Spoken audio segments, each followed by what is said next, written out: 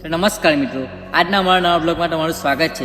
તો આપણે પાર્ટ 1 ની અંદર જેવી રીતે બોગીનું કટિંગ કરી અને ટાંકા મારીને છોડી દીધી, તો આજે આપણે એને ફૂલ વેલ્ડિંગ કરવાનું છે અને ક્યાં ક્યાં શું પ્રોબ્લેમ છે એનો સોલ્યુશન લાવશું અને બોગી આજે રેડી કરશું. તો ચાલો આપણે જોઈએ.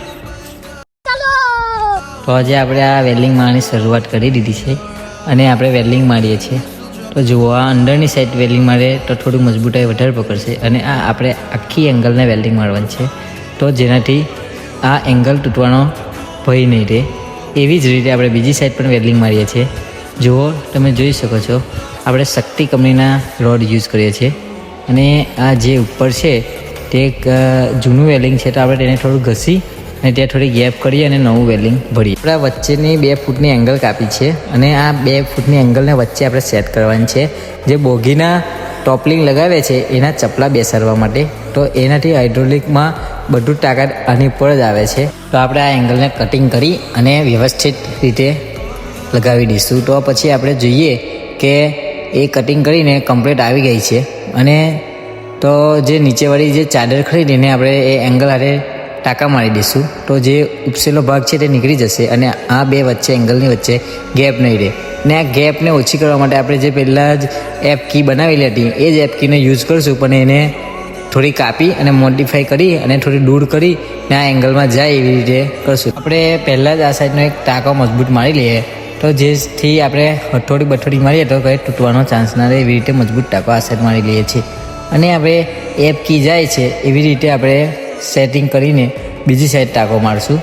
તો હવે આપણે જુઓ છો કે એપ કી આપણે નાખી દીધી છે અને મજબૂતાઈથી આપણા ભાવિનભાઈને દબાવીને ઊભા છે, તો આપણે બીજી સાઈડ એક ટાંકો મારી લઈશું અને જોઈ લઈશું ઉપર કે અપડાઉન તો એંગલ નથી આવી નહીં. અપડાઉન આવશે તો પણ પ્રોબ્લેમ આવશે, એટલા માટે આપણે ચેક કરી અને પછી ફૂલ વેલ્ડિંગ મારશું.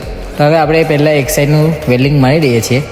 ટાંકા તો વાગી ગયા છે, તો હવે આપણે વેલ્ડિંગ મારવાનું કામ ચાલુ રાખશું અને વેલ્ડિંગ મારી અને પછી આપણે ચેક કરીશું. મિત્રો, હવે આપણે ફૂલ વેલ્ડિંગ કરવાનું ચાલુ કરી દીધું છે. તો ફૂલ વેલ્ડિંગમાં આપણે ધ્યાનથી અને શાંતિથી ને જાળવીને ફૂલ વેલ્ડિંગ કરીશું, તો વેલ્ડિંગની મજબૂતાઈ વધારે આવશે.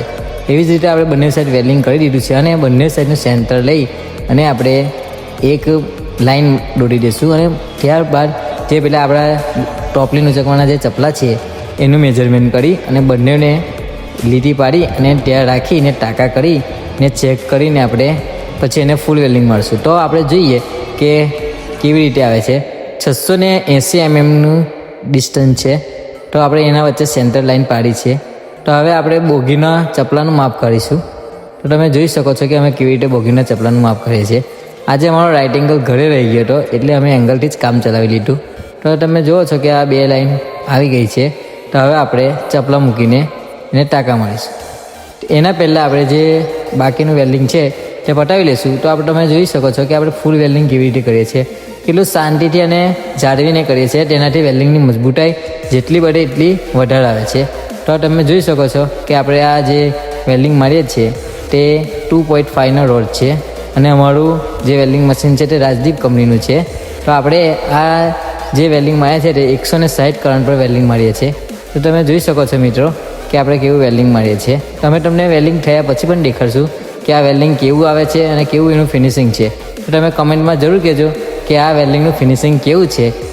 તો આપણી જે ચેનલ છે તેનું ફૂલ વેલ્ડિંગ થઈ ગયું છે. તો આપણે જે ચપલા છે તેને ટાંકા મારી અને વેલ્ડિંગ મારીશું. તો હવે એ ચપલાને પણ એક સાઈડ વેલ્ડિંગ થઈ ગયું છે. તો આપણે બીજું ચપલું બેસાડશું અને તેને પણ ટાંકા મારીને વેલ્ડિંગ કરશું. તો તમે જોઈ શકો છો કે બીજી સાઈડ પણ આપણે ટાંકા મારીને જોઈએ છીએ ને હવે આપણે ટોપલિંગની પિન નાખીને ચેક કરશું. તો તમે જોઈ શકો છો કે આપણે પિન બરાબર આવી ગઈ છે. તો હવે એ પિનવાળાને એક સાઈડ ટાંકો મારી લઈશું અને ટાંકા મારીને જ રોવા દઈશું અને આપણે ટોપલિંગની મૂવમેન્ટ ચેક કરશું કે કેવી બરાબર થાય છે કે નહીં. તો આ તમે જોઈ શકો છો કે હાથથી જ એ બહાર નીકળી જવી જોઈએ પણ નથી નીકળતી. તો આપણે હથોડાથી એ જે ચપલા છે તેને એમ કરીને સેટ કરશું.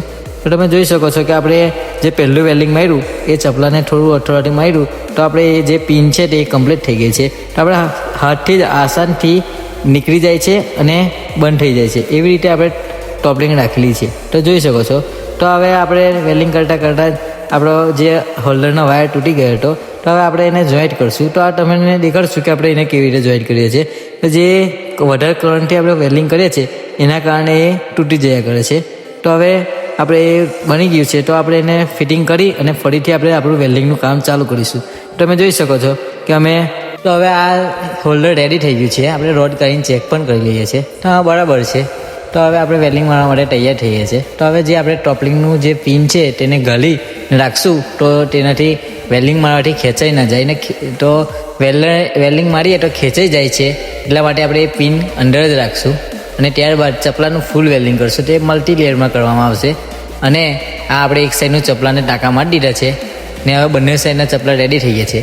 તો હવે એને વેલ્ડિંગ પણ આપણે કરી જ દઈશું સાથે સાથે. તો આ આપણું વેલ્ડિંગ ફાઇનલ લુક થઈ ગયું છે. તો તમે જોઈ શકો છો કે આપણા વેલ્ડિંગનું ફિનિશિંગ, અને આ તમે જુઓ છો કે ટોપલિંગ આરામથી બેસી જાય છે. તો આ છે આપણી બોગીનું ફાઇનલ લુક, તમે જોઈ શકો છો મિત્રો.